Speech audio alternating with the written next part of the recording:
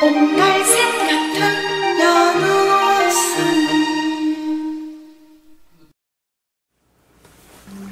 안녕하세요.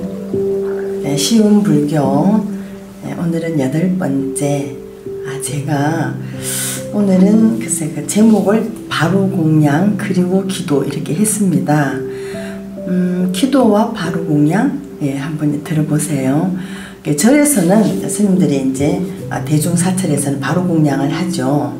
근데 스님들이 절에서 드시는 바로 공양의 의미도 한번 되새겨 볼 겸 또 이렇게 템플스테이를 이제 다녀오신 불자님들은 아마 이제 그의 바로 공양을 다 경험해 보셨겠죠. 이제 물론 분위기 자체가 좀 음숙하다? 뭐 그래야 되나? 그러긴 하죠. 이제 공양 식사 전에 이제 스님이 죽비를 3번 치면 이제 바로를 자기 앞에 이제 다 놓는데 그 바로에는 국그릇, 밥그릇, 찬그릇, 청수그릇 이렇게 네 종류가 있습니다.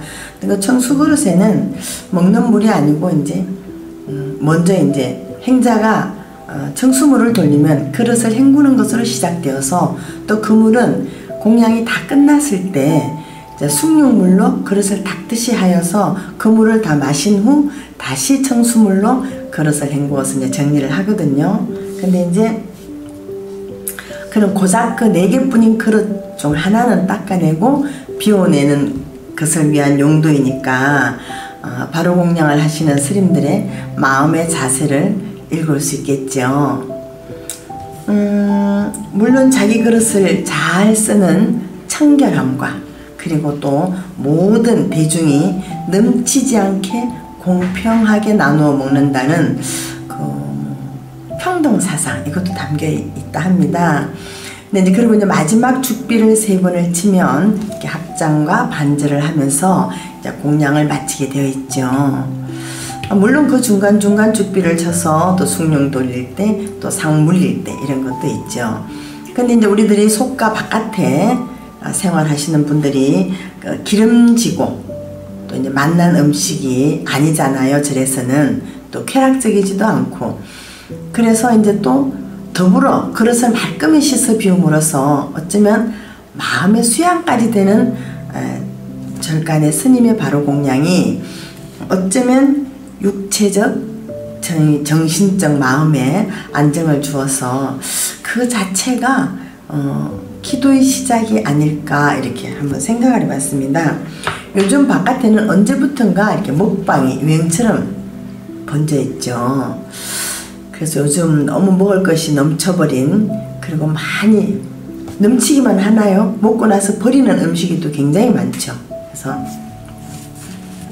요즘은 먹는 평소 음식량, 습관, 행 등이 이제 그 자신의 운명을 좌우한다고 열렬히 피력하는 그 미준노 남복구 씨의 글을 생각해 보면 정말 이제 스님들이 바로 공양이 필요한 때가 아닌가 이런 생각도 또 해보고요.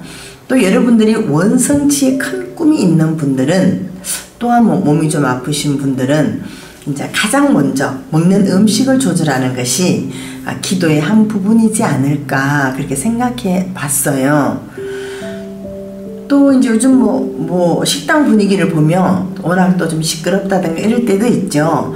그래서 시끄러운 뭐 바깥의 식사 분위기보다 이제 음식을 정갈하게 먹으면서 또 먹을 때 음식에 감사함을 느끼고 사실 뭐 바깥의 식사 분위기 보면 또 뭐 서로 하는 얘기에 뭐 또 소리도 커지고 또 침도 튀고 요즘 좀 한번 생각해 볼 문제가 아닐까요? 그 미준노 남복구 씨의 식은 운명을 좌우하는가 이런 얘기인데 꼭 그분의 얘기가 아니더라도 옛 어른들 말씀에도 음식을 잘 이렇게 정갈히 먹는 사람이 이제 그 사람이 하는 운이라든가 행이 좋다 이랬거든요. 그래서 매일 먹는 그 자신의 식사에서 그 사람이 가난하고 부자가 되고 또 그분의 수명이라든가 그리고 또 미래의 운명까지도 예지할 수 있다 이렇게 했습니다. 사람이 이 세상에 태어나면 음식을 먹어야 당연히 생명을 유지할 수가 있죠. 또 그리고 생명이 존재하는 곳에는 반드시 음식이 있기 마련이고, 즉 음식이라는 것은 우리들 생명의 원천이고, 또 생명은 음식에 따라 유지될 수가 있고, 그러게 어쩌면 그 사람의 한평생의 기륭이 음식에 의해서 결정된다는 혹 생각해 보셨나요? 어쩌면 두려워해야 될 것은 우리가 음식이요, 또한 신중히 해야 할 것도 음식이라는 생각이 드네요. 식사를 항상 이제 적당량 이상으로 지나치게 먹는 사람이나, 또는 입에 맞는 음식만 찾는 미식가들 있죠. 그리고 또 식사 때를 지키지 않고 들쑥날쑥하는 사람. 물론 여기서도 육체 노동자는 다르죠. 또 뭐 일하는 게 일로 인해서 어쩔 수 없이 뭐 식사 시간을 놓칠 수도 있고 그런 건 있잖아요. 그러나 이 또한 너무 자주 그러면 안 된다. 우리가 뭐 관상을 볼 때 그 관상학적으로도 그런 얘기가 있거든요. 아무리 그 이 관상의 상호가 길상이라 해도 만약에 이제 음식을 너무 좋은 것만 먹는다든지, 먹는 게 들쑥날쑥하다든지 뭐 이렇게 절제가 되지 않으면 아무리 관상이 좋아도 건강이 무너지기 쉽다 했습니다. 그러나 여러분, 우리가 돈이 아무리 많아도 일단 건강이 무너지면 안 되잖아요. 그래서 그런 분들은 어떻게 어느 쪽이 나쁘냐? 말초신경, 뭐 손저림 등, 뭐 손이 뒤틀림 등, 뭐 다리점 이런 거 있잖아요. 그런 장애가 먼저 오기가 쉽다. 그리고 말년에는 운세도 흉으로 바뀐다, 이렇게 그렇게 말씀을 했거든요. 또 우리가 지나친 편식을, 글쎄 뭐 저도 좀 편식을 하는 편이거든요. 지나친 편식을 하거나 계절마다, 왜 그런 분들 유난히 있죠. 계절마다 가장 먼저 나오는 것을 아주 정말 좀 심하게 말하면 기를 쓰고 즐겨 먹는 사람이 있잖아요. 근데 그런 분들도 그렇게 되어 있습니다. 나중에는 재산을 잃는 경우가 있다, 이렇게. 우리가 계절식이 건강이 좋다 하더라도 왜 아직 체성숙이 덜 된 거 있잖아요. 그것을 지나치게 내 몸을 위해서, 뭐 아픈 사람이 아닌데도 왜 건강을 위해서 이거 먹으면 뭐 보약처럼 좋다 이래서 지나치게 찾는 분들 있잖아요. 그런 것은 좀 문제가 된다, 이렇게 했습니다. 그리고 이제 우리가 아까 말씀했듯이 식사 시간이 이렇게 불규칙한 사람이 있죠. 그러한 분도 또한 자신의 일이 성취되는 것이 적고, 또 평생 생활이 좀 불안정하다, 이렇게 했습니다. 그래서 그것은 이제 뭐 자기의 식사 때를 잊어버리고 정신없이 일을 하거나 뭐 바삐 다닌다는 것은 뭐겠어요? 결국 스스로 자기 운명을 정하지 않는 것과 같은 거 아닐까, 이렇게. 그러니까 이제 식사 양이나 질이 형편이 좀 없더라도, 이제 그 뭐라 그럴까, 좋은 식사가 뭐 고급진 식사가 아니라 하더라도 식사 시간은 규칙적이어야 한다는 거, 그게 좋대요. 근데 만약에 대식가 있잖아요. 좀 많이 먹으시는 분들이 식사 시간이 불규칙하다. 그러면 진짜 건강, 이렇게 재산 좀 주의해야 한답니다. 그래서 그 식사량과 식사 시간이 일정하면요, 심신이 건전하고 건강하대요. 뭐 이거는 꼭 그런가 는 아니지만, 여러분 왜 옛날에 위가 나빴던 사람도 뭐 총각들이 그러죠. 군대 갔다 와서 뭐 위가 좀 좋아졌다, 때 맞춰서 밥을 먹었으니까. 예. 근데 또 요즘은 여성들 주부 중에도 알코올 중독이 늘고 있는데, 이거나 우리들이 아까 대식가라 그랬죠. 아니면 안 먹다가 폭식, 이거와 거의 마찬가지로 볼 수 있다 그랬습니다.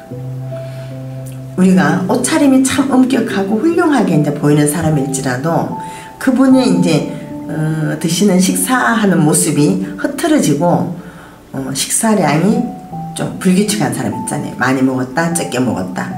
근데 그 여기에서 엄격히 들어가면요, 여러분들 뭐 다이어트 하신다고 그래서 뭐 안 먹을 때는 쫙 안 먹고, 또 그 끝나고 나면 쭉 먹고, 그것도 여기에 불규칙한 쪽으로 들어갑니다. 그럼 만약에 자주 그것을 반복한다면, 그래서 그 사람의 정신은 그냥 겉으로 보는 거와는 달리 이제 정반대로 내면은 좀 부실하고 외면만 꾸미고 있는 사람이라고 볼 수 있고, 그런 걸 계속하면 정신이 예민해지고 우울증이 오고, 또한 이제 후각장애나 미각장애 등의 이제 이상이 올 수 있다 이랬거든요.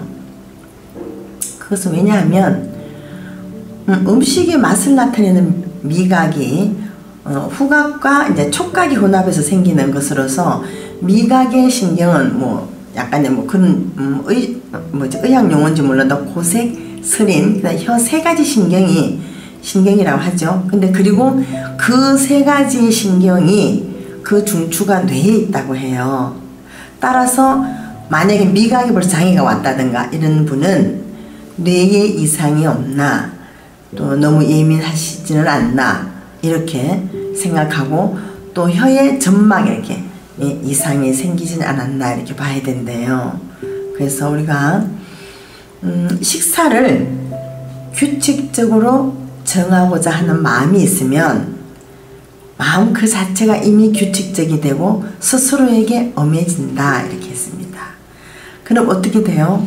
우리 자신이 마음이 엄격해지고, 또 그에 따라 옷차림도 단정하게 되며, 어릴 때부터 만약에 식사가 규칙적으로 정해져 있는 사람은 한평생 큰 질병에는 걸리지 않을 수도 있고, 또 이제 삶의 고생도 좀 작다.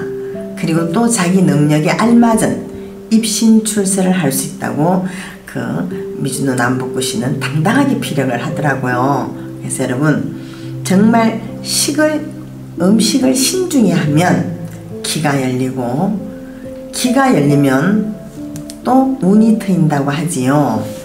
또 이제 그 사람의 부귀와 빈천, 그리고 뭐 장수하느냐 단명하느냐, 그리고 어렵게 사느냐 편하게 사느냐, 입신 출세를 좀 일찍 하느냐 어떻게 하느냐, 이런 것도 여러분 모두 음식을 잘 절제할 줄 알고 신중히 하는 것에 있다 합니다.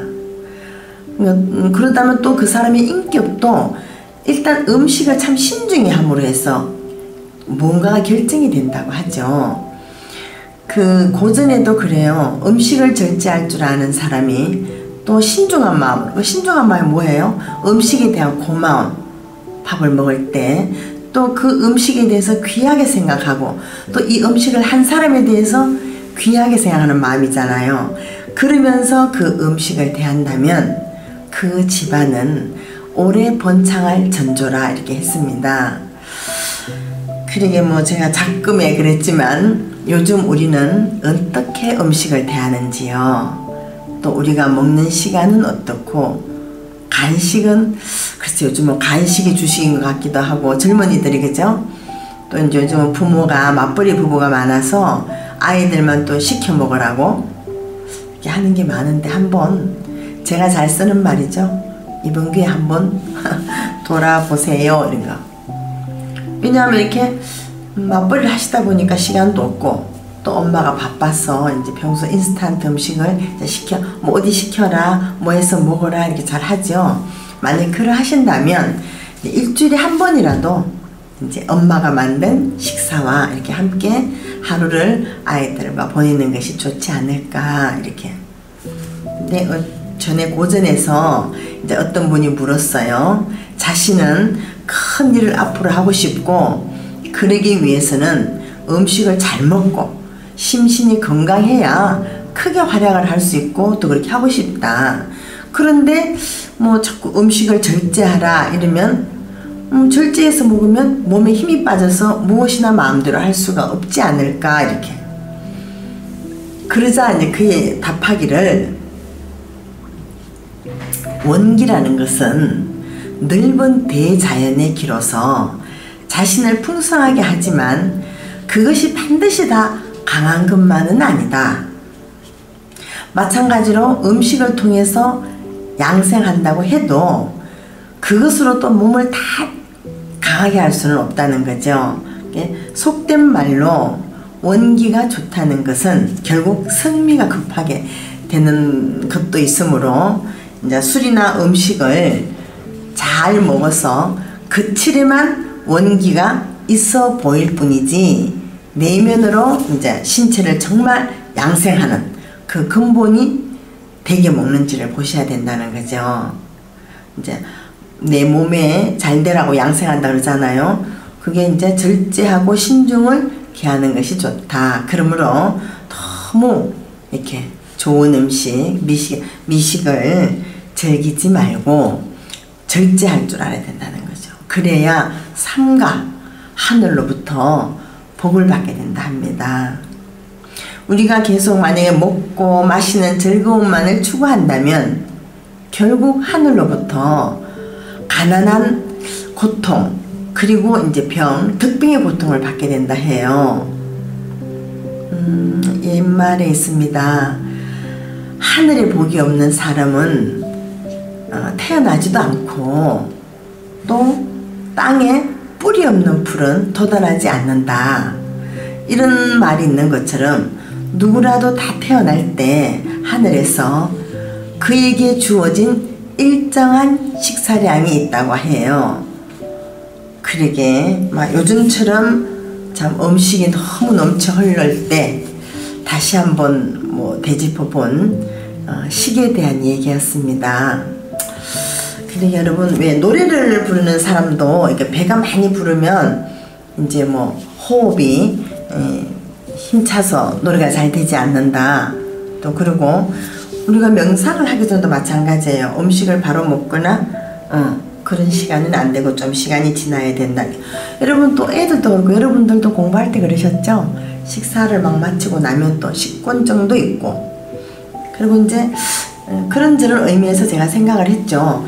집에서도 여러분들이 내내 그럴 수는 없다 하더라도 이렇게 스님들이 하는 바로 공양에 그렇게 흉내라도 좀 내어보시면 어떨런지요. 그러면 음식도 알맞게 이렇게 먹고 나서 또 깨끗이 한번 스스로 닦는 것도 해보고 또 마지막에 헹구어서 먹는 거. 그 대부분 이상하다고 안 먹으려고 하시는 분들 많은데 그러게 만약에 그렇게 음식을 여러분 스스로 조절해서 그렇게 해보시면요 생각지 못한 좋은 일이 생겨요. 또 나는 별로 먹고 싶은 생각이 없어. 이래서 안 먹는 분은 드셔야 되고 또 너무 많이 드셨던 분은 좀 조절해서 줄이고. 여러분 옛날에 글쎄 어떤 할머니가 말한 팁이 하나 있는데요. 콩나물죽을 3년을 끓여서 먹으면 정말 부자가 된답니다. 그래서 제가 한번 생각을 해봤는데 물론 쉽지 않겠지만 콩나물죽을 만약에 그렇게 계속 먹는다 치면요 쌀 요만큼만 해도 몇 사람이 먹는 양이 되잖아요. 죽이니까. 그리고 콩나물은 또 갖고 있는 이렇게 독소 제거나 이런 것도 참 좋죠.